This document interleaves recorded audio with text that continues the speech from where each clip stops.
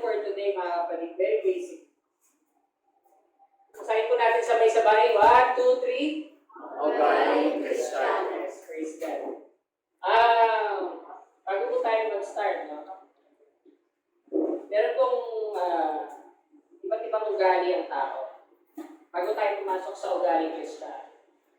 So, napakabuti ng Diyos. Dito niyo makikita kung gaano kagaling ang Panginoon sa pagdisenyo ng tao. Ginawa niya ang tao na iba-ibang itsura. Tama?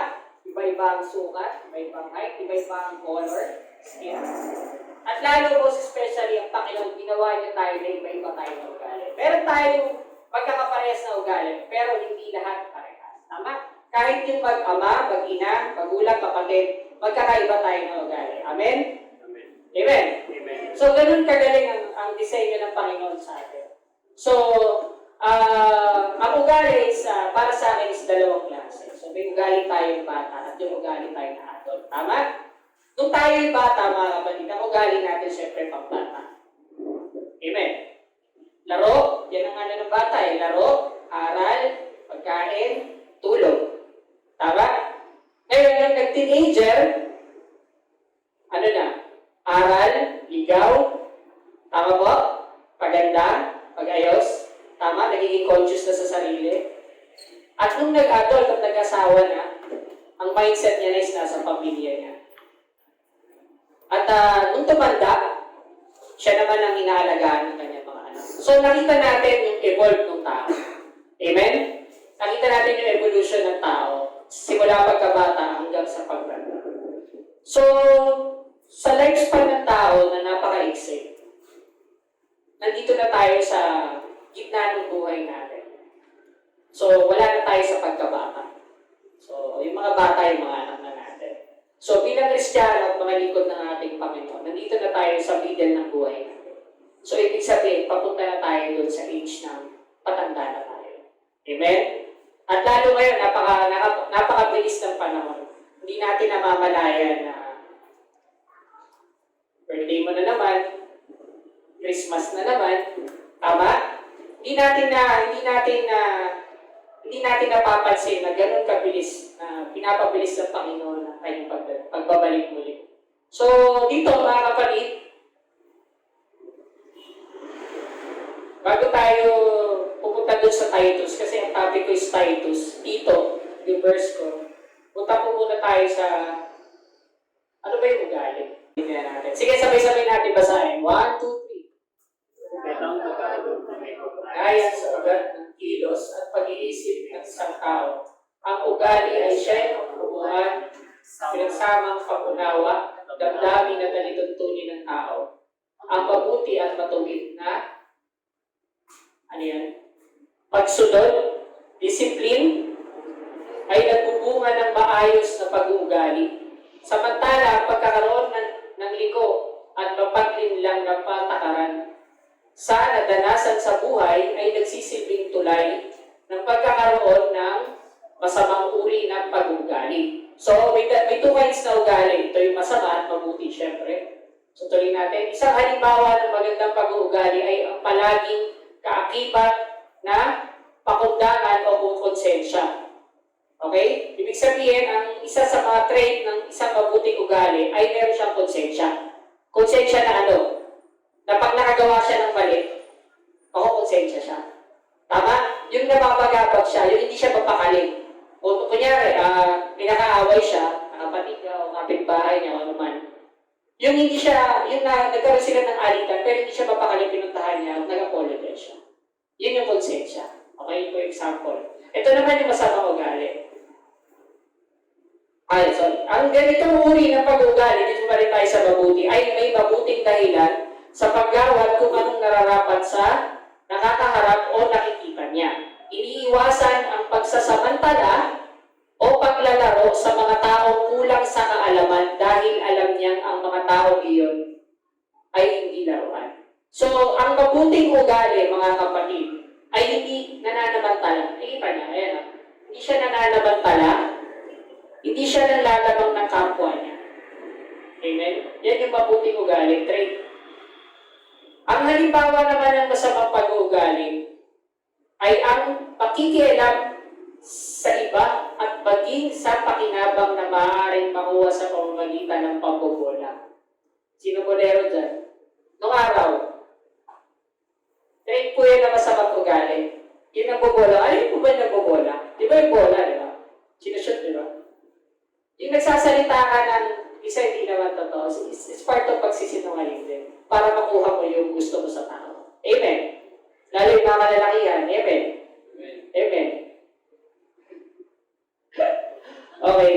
Ang pagsulsol sa kadikit ng tao, bibiktimahin. Malibig itong mangyari kapag nagnasa ang masamang tao na papagsakin ang kakilala niya na may negosyo o popular sa mahang.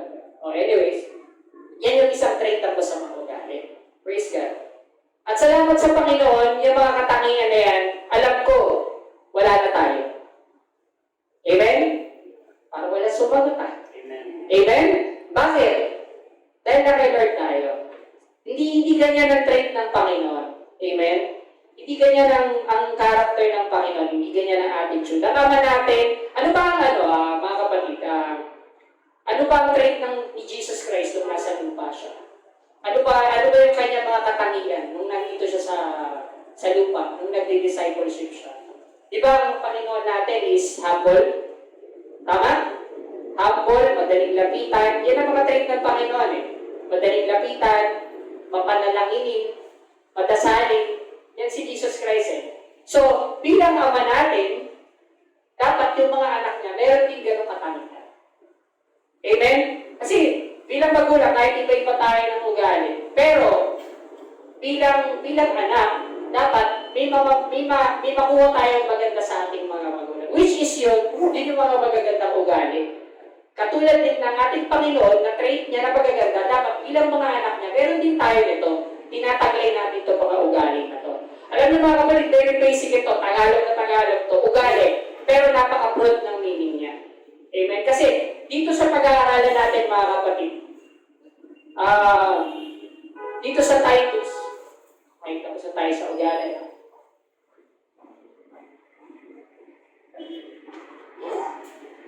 Okay. Dito tayo. Sinabi ko kanina, dalawang klase ang ugali. Isang mabait, isang mabuti, at isa pa yung ugali ng pagkabata, ugali ng matanda. Ito yung pangatlo, ugali Kristiyano. Amen? Agree? Amen. Dito tayo papasok. Ito yung ating verse dito sa Tito 3:1-11. Okay, dito tayo sa verse 1 mga kapatid. I-explain ko lang sa inyo kung sino si Titus, si Tito. Amen? Mga sa hindi ko nakakaalam, si Titus.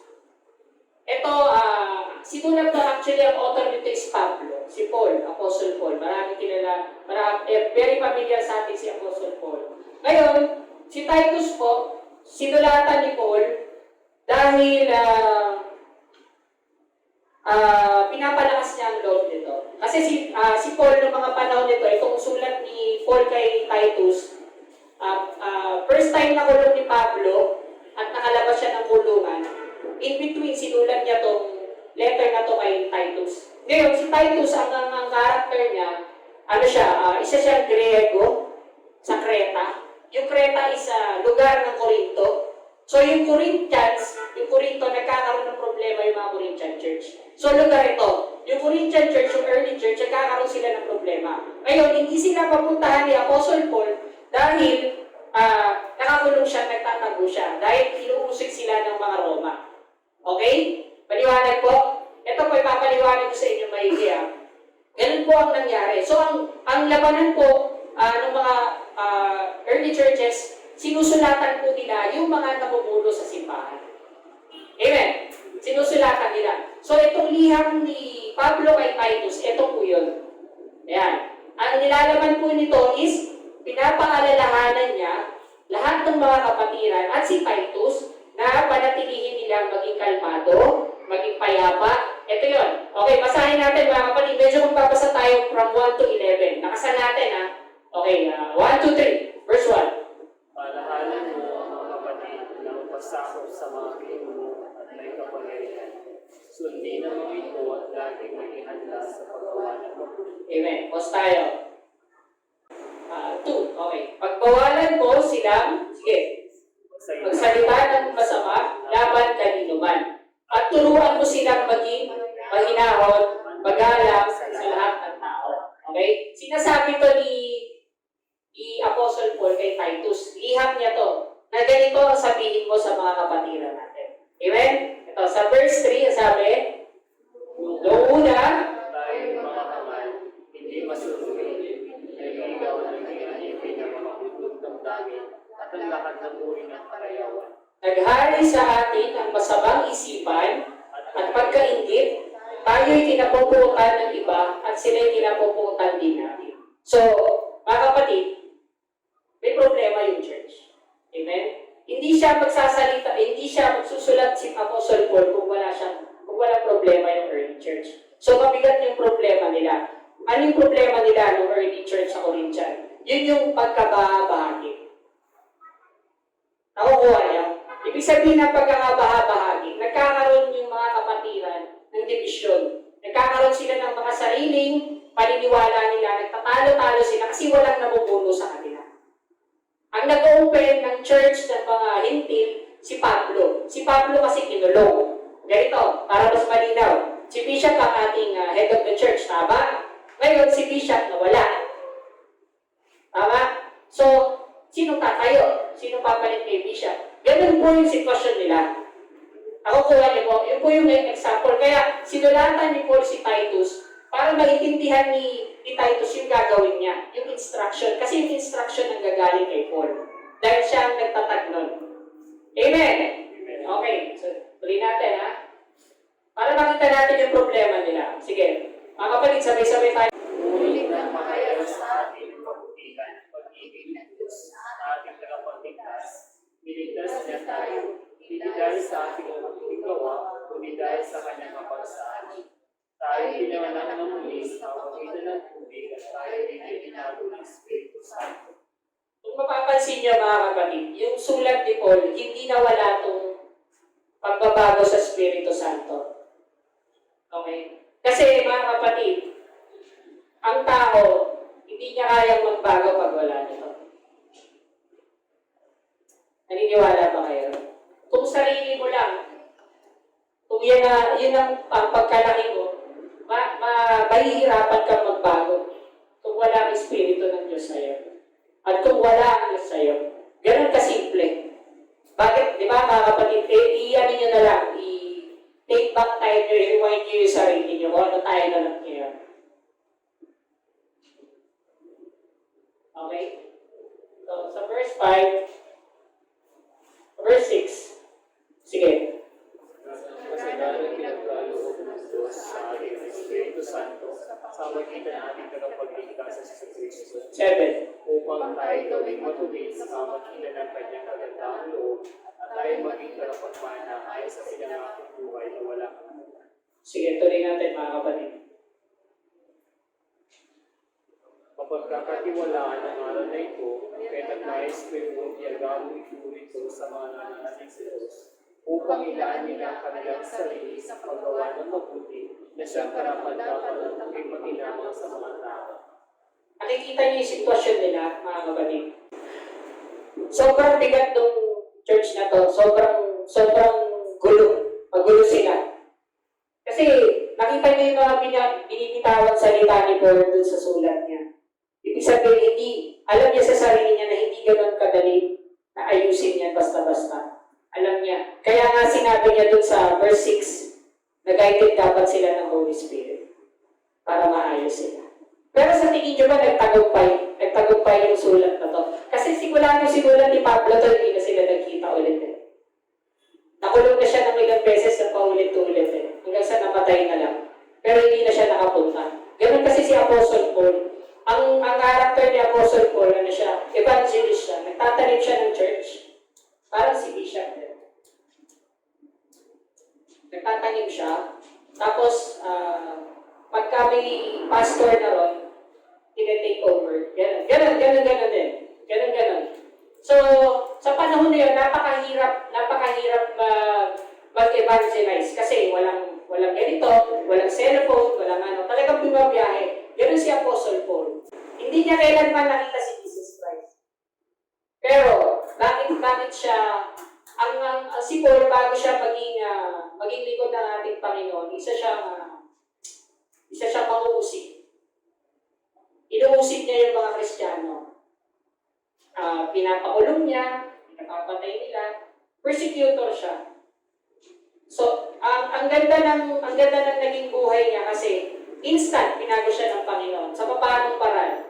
Nung papunta siya para usigin ang mga mananampalataya, binulag siya sa daan. Nakasakay siya sa kabayo, binulag siya ng ating Panginoon. At sa pagkabulag niya, may boses siyang narinig.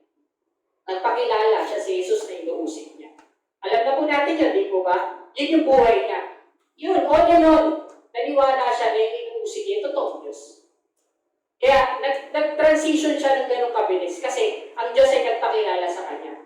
Kaya mga kapatid, walang pinipili ang Diyos. Masama ka man doon, ang ugali mo, napakasama. Pero kung pinili ka ng Diyos at nakita ng Diyos ang puso mo, at willing ka na magbago, ganun tayo gagamitin ng ating Panginoon. Sino ba tayo mga kapatid? Katulad namin, sino ba kami? Sino ba tayo lahat? Para hindi tayo magpagamit sa ating Panginoon. Inahabagan lang po niya tayo. So, ang nais ng Panginoon ay magkaroon tayo ng magandang karakter at attitude. Hindi lang sa mga ibang tao, lalo na sa ating Panginoon. Amen? Okay.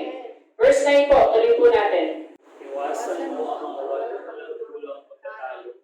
Hindi matapos-tapos sa talaan ng mga ito at ang mga pagkatalo ang gamitan mo sa todos.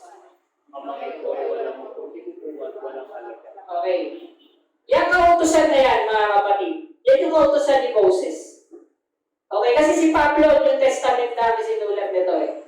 So yung kautusan na yan, na pinagtatalunan nila, yung kautusan na sinulat ni Moses. Diba? So nagkakaroon sila ng pagtatalo. Dahil nahati sila eh. Naghahati sila sa utos ni, naghahati yung turo sa utos ni Moses at sa law ni Jesus Christ. Ang pinapangaral kasi ni Pablo, si Jesus Christ na. Ngayon, yung mga old kasi si Pablo po, mga kapatid, bago siya naging disipulo ng ating Panginoon, law ni Moses ang kanyang pinag-aralan.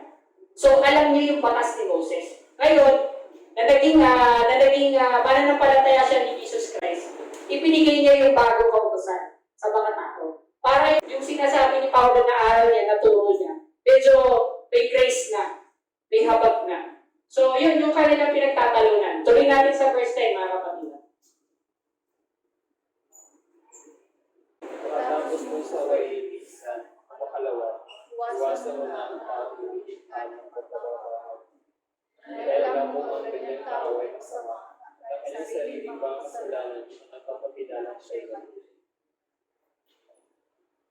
Okay. Sige. Turuan mo ang ating mga kapatid sa pananampalataya ng gumawa ng mabuti upang makatulong sila sa mga nangailangan. At maging kapakipahirapan. Ayun. Yun ang letter ni Titus. Yun ang letter ni Pablo kay Titus. Ang kapatid. Ang pinakabuod ng kanyang sulat ay isang patagubilin. Pangalawa, gusto niyang maging payapa yung church. Gusto niyang ma-handle ni Titus ng maayos yung pamumuno niya. Kumbaga, itutuloy ni Titus yung mga nasimulan niya. Yun yung intention ni Pablo sa sulat niya para kay Tito. Amen? So, palakpakan po natin ang ating Panginoon. Okay. Asa na tayo sa teaching natin? Filipos 1:27. Kaya nga mga kapatid, pagsikapan ninyong mabuhay ayon sa magandang balita ni Kristo, naway magkaroon kayo ng kaisipan na tulad ng kay Kristo Jesus. Ang nasa baba na verse niyan po mga kapatid, inubad ng ating Panginoon ang kanyang pagka-Diyos para pumantay sa ating mga tao. Okay? Ang gusto ng Panginoon ng attitude at ugali ng isang Kristiyano ay parang sa kanya. Kasi tatay natin siya. Amen? Katulad kanina nung sinabi kong mga trait ng Panginoon, yung mga katangian niya. Di ba? Marami yun. Marami katangian ng ating Panginoon. Pero meron akong limang i-emphasize na ugali na dapat meron din ng Kristiyano. Amen? Okay. Ano yung number 1? Ang trait ng Panginoon is mahabagin.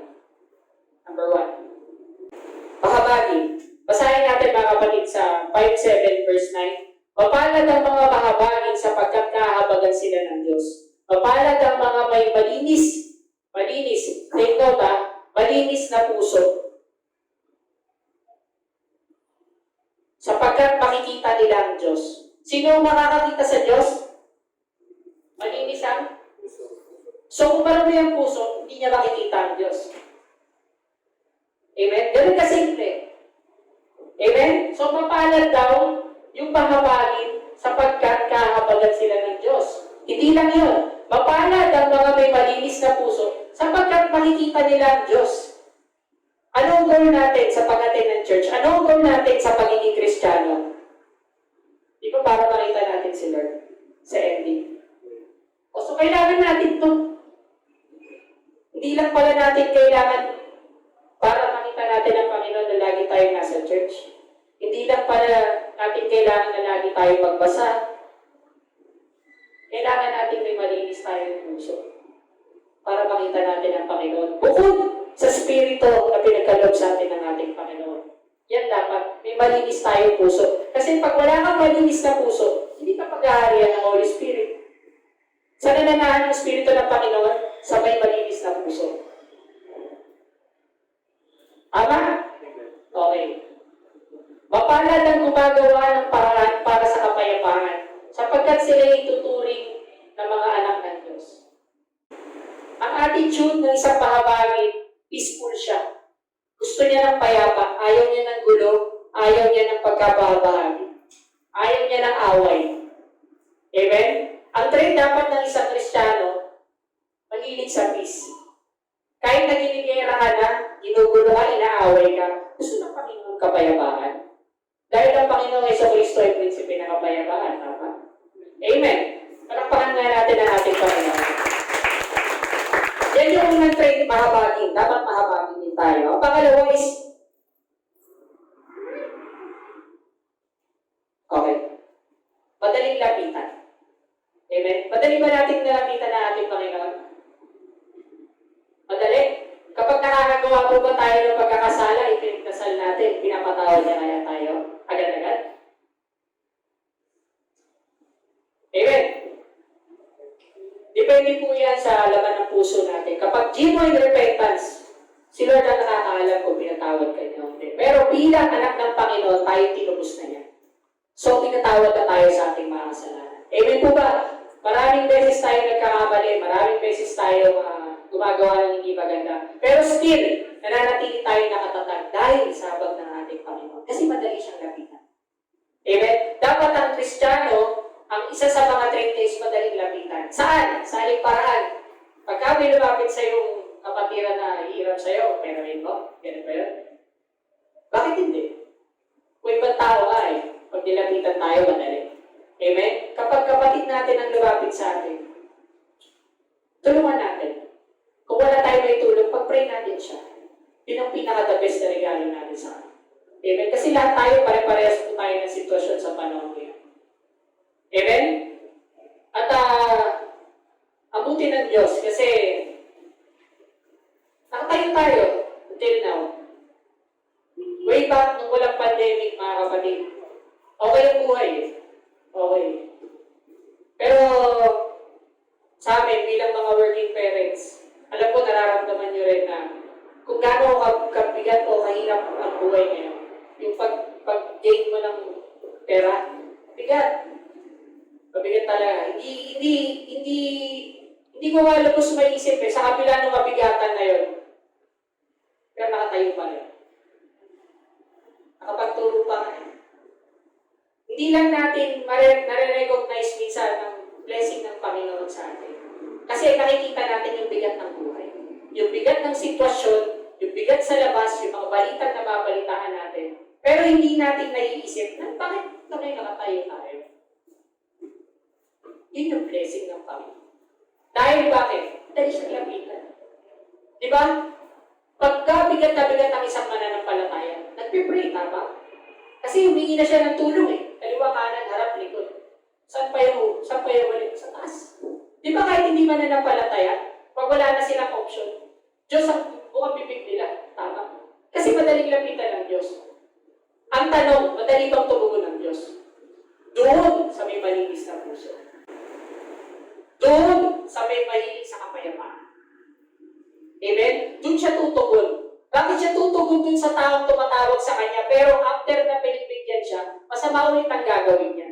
Hindi ganun ang ating Panginoon. Talino po siya. Sigurado ako 100% matalino ang ating Panginoon. Hindi natin siya kayang loob.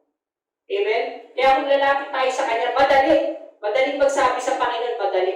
Pero ang point doon, kung gaano kalinis yung intention mo para doon sa panalangin. Yung tanging hiling mo. Amen? Makikita ng Panginoon yan. Bago mo pahingi sa Kanya, alam niya na kung anong hihingin mo sa Kanya. At nasa sa Kanya, nasa kamay niya kung igagrant niya o hindi.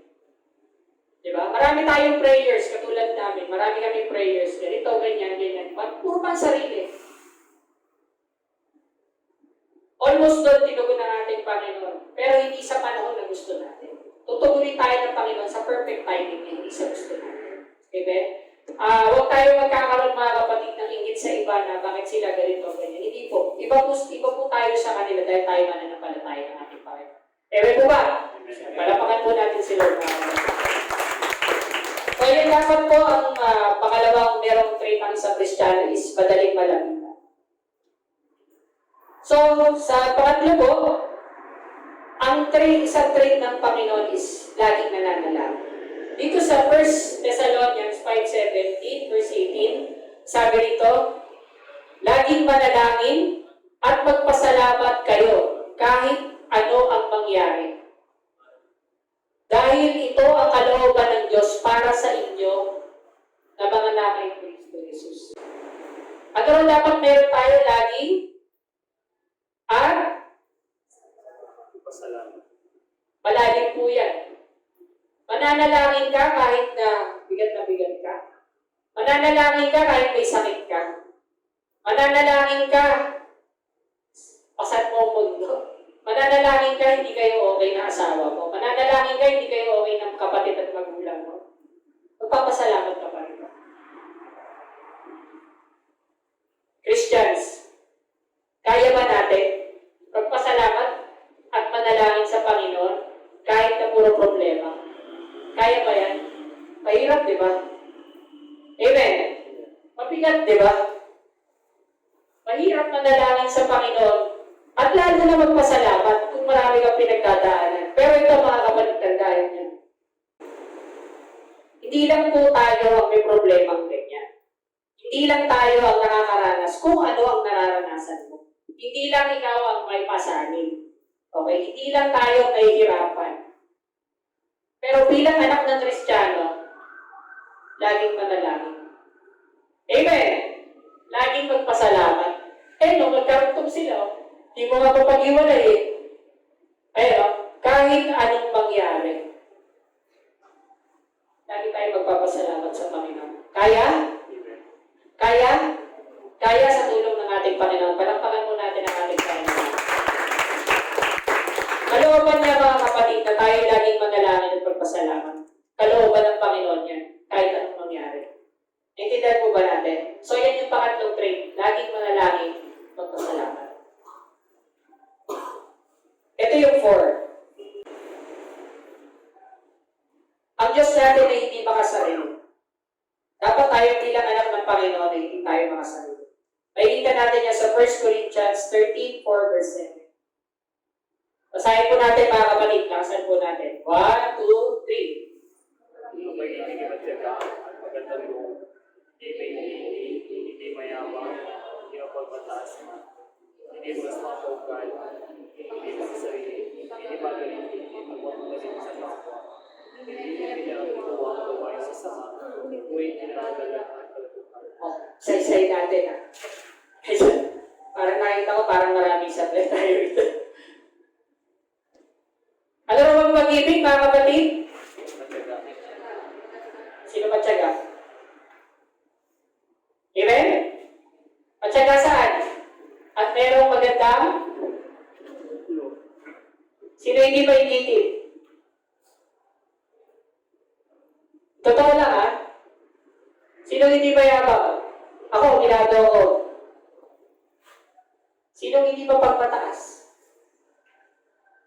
Dito pa lang mga kapatid, kung sa grading system sa school, bagsak tayo lahat. Yun na totoo, huwag po tayo masasaktan. Ako tayo eh. Amen? Ayan o. Kapag may pag-ibig ka, andun ang tiyaga. Andun yung magandang kalooban. Hindi naiinggit. Hindi mayabang. Naiiyak ako. Dito pa lang sa play na. Ako mismo. Pero ako lahat yan. At inaamin ko yan sa Panginoon. Hiningi ko ng tawad yan. Lalo nung araw pag nakilala niyo ako mga kapatid. Hindi sa pag-aaral. Sobrang mapagpatas ako kahit sa magulang ko. Depende ako eh. Bata pa lang ako, naglalayas na ako sa amin.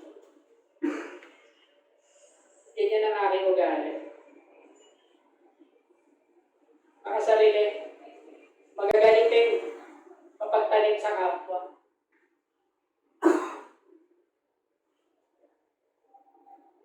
So, nakakalungkot kasi sana mapasahan natin to. Siguro kukunin ng Panginoon yung malinis na puso. Paano mangyayari makakaharap mo si Jesus Christ dito pa lang mabigat na to? Paano natin mapapagtagumpayan lahat ng to, mga kapatid? Tapos sumasabay pa yung pandemic, di ba? Grabe. Kakabagat tayo lahat ng Panginoon, mga kapatid. Siya ang pag-asa natin. Hindi natin ito kaya.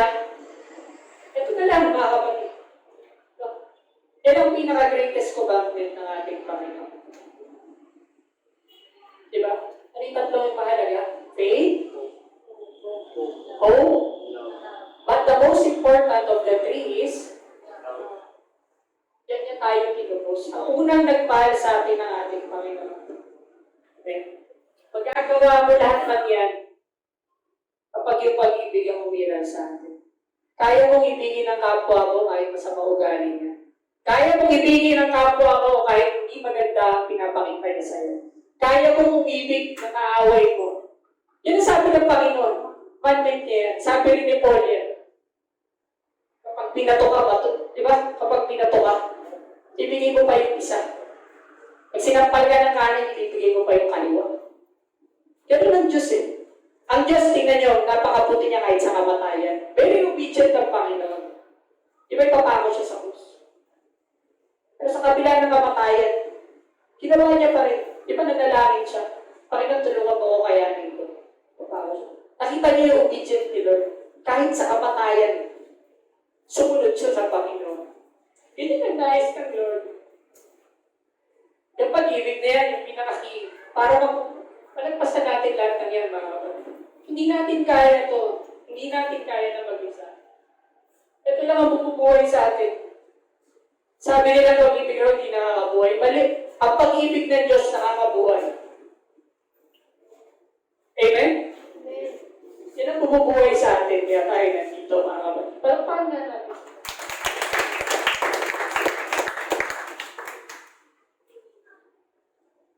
Kaya tayo naligtas dahil sa grasya ng Panginoon. Dahil sa pag-ibig niya sa atin. Ibinigay niya, ibinuwis niya sarili niyang buhay para sa atin na dating mga makasalanan. Huwag natin sasayangin, mga kapatid, yung kaligtasan katabunan din sa ating Panginoon. Very precious tayo sa harap ng Panginoon. Tao tayo, ginawa niya tayo. Pero tayo ang pinaka-greatest creation ng ating Panginoon dahil tayo yung ginawa niya sa kanyang mga kapatid. Kaya ganun kaibig tayo ng ating Panginoon. Ngayon, malungkot ka, ganyan. Kalimutan mo lahat yan. Isipin mo to. Mahal tayo ng Diyos. Yan lang isipin mo. Sa kabila ng lahat, mahal ako ng Diyos. Naniniwala ba kayo doon, mahal tayo ng Diyos? Amen. Ba't ibang tao, mahal nga niya? Lalo tayo, anak niya tayo eh. Amen? Sino ba naman magulang ang hindi mahal ang anak niya kahit saan bahay? Sino ba magulang ang hindi mahal ang anak niya kahit na sira ulo? Di ba wala? Magulang eh, di ba? Ganun ang Lord natin. Lalo ngayon tayo dahil nakakilala tayo sa Panginoon. Grabe yung love niya sa atin. Amen? Palakpakan natin ang ating Panginoon. Grabe ang Lord sa atin. At sa fight,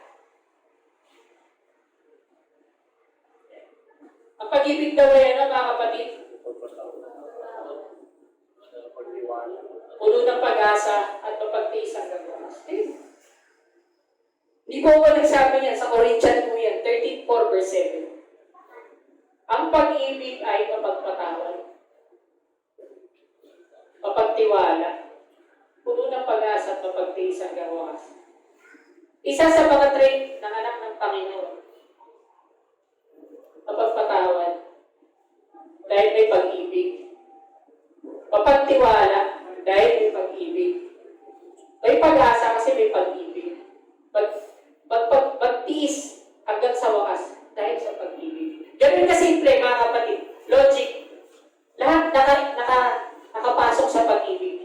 Yung mga trait na yan, nakapasok sa pag-ibig.